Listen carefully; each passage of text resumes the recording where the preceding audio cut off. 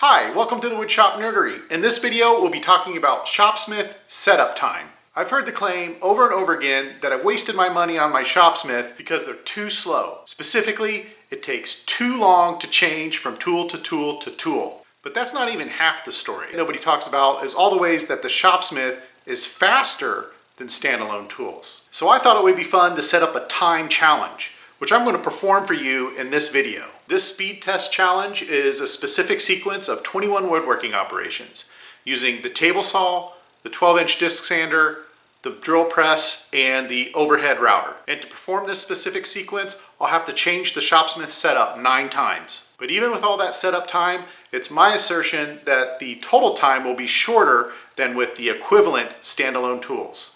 One of the great things about this challenge that I designed is you can repeat it at home. Just go to the box store and buy yourself a 1x6 by 36 inch piece of S4S red oak. It cost me about $13 after tax. By the way, I'll put the specific sequence of steps in the video description as well as in a pinned comment below. Please check it out. So now let me walk you through what I'm going to do. This is my workpiece and I've got some witness marks pointing to my reference edge. And I've got some layout marks here for some of the operations. Typical of lumber from the big box store, I've got some checking here, so that'll need to be cross-cut. And this is very uneven and rough, so we'll need to clean up that edge as well.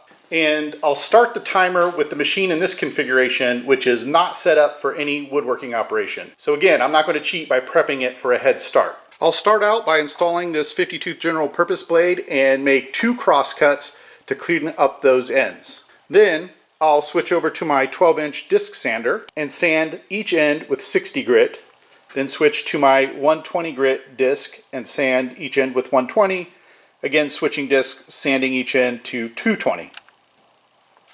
Then I'll install my dado stack and make a 5/8 inch dado. Installing this dado stack will include installing the dado insert. When I'm done making that dado, I'll remove the dado insert, put the regular insert back in, then install this 50-tooth combination blade, which is actually pretty good at ripping, and I'll make some cleanup rips on both sides. Then I'll reinstall the dado stack and I'll make tenons on both ends of the board. Then I'll set up my rip fence in combination with a sacrificial piece to make a rabbet in one edge of the board. Next, I'll reconfigure the machine for horizontal boring, install the drill chuck and this 3/4 inch Forstner bit.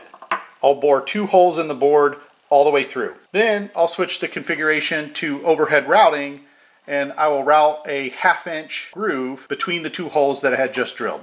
I'm also not going to rush through this for safety reasons. I'm also going to install all the guards that are appropriate for that particular function. I'm going to be using my push blocks, push sticks, and feather boards for safety as well. And at every tool changeover, I will be turning off the machine and removing the red safety switch so that there's no chance that the machine will turn on while I'm doing the setup. So I'm about to show you an unedited sequence of this demonstration. It's a continuous 1-camera shot with no edits so that you know that I didn't cheat the time by slicing out little pieces here and there.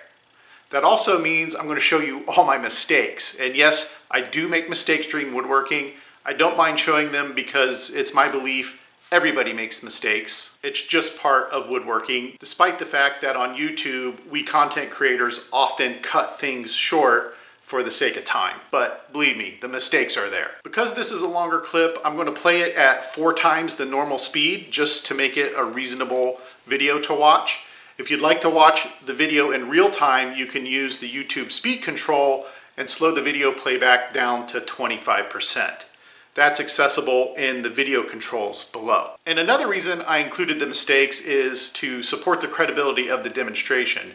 Hopefully you can tell that this isn't a super rehearsed, highly polished, highly edited sequence that I practice and practice and practice to get it down to the shortest time. That's not what I did. I came up with this reasonable list of steps and I thought about it and did it and recorded it at the same time. Okay, so here's the clip.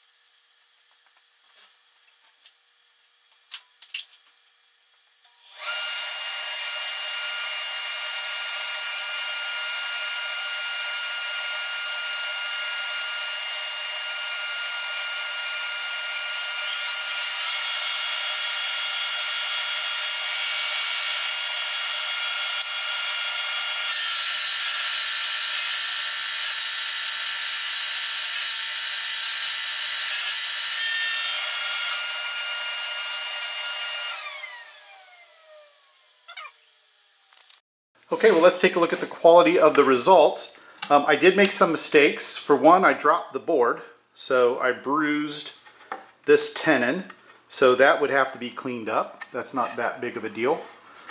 I got some really high quality holes here, another real high quality hole, and a very clean groove between them. I haven't done any sanding or anything on this. I'm happy with the quality of the tenons. I got a nice crisp shoulder all the way around. I'm happy with the quality of this dado. I'm sorry, this would be a rabbet. Happy with the quality of the rabbet. Dado looks great in my opinion. Nice flat bottom. And then the other tenon looks good as well. Another mistake I made was initially when cutting this tenon over here, I set the blade height too high. It was a little higher than I wanted it. I was just eyeballing, about a quarter of the thickness here. Well, in the heat of the moment with the camera on, I set the blade height too high and I ended up with a little sliver that I had to saw off manually, reset the blade height, and do it again. Okay, so you saw my operations, you saw the specific order, and you saw the time that it took. I'm interested to see if people could use the same type of tools in the same order and beat this time. Of course, you could beat the time obviously by taking some shortcuts. For example, you could make the dado in multiple passes with like a crosscut blade. I don't think you would get the same quality, especially on the bottom, like I have here. Also, you could reduce the number of blade changes by doing all the cuts with the dado stack first and then only changing the blade once. But I think there's an argument to be had for doing the crosscut work like dados and the end cross cuts, then changing out the blade and using a rip cut along the side to clean up any tear out. As another example, you could only sand the end grain to like 60 or 80 grit to avoid changing the discs. But it's often a practice to go ahead and sand to a little higher grit on the end grain to control the absorption of stains. Okay, well, I'm going to end it there. Thanks for watching, and I hope to see you in the next Woodshop Nerdery video. Bye.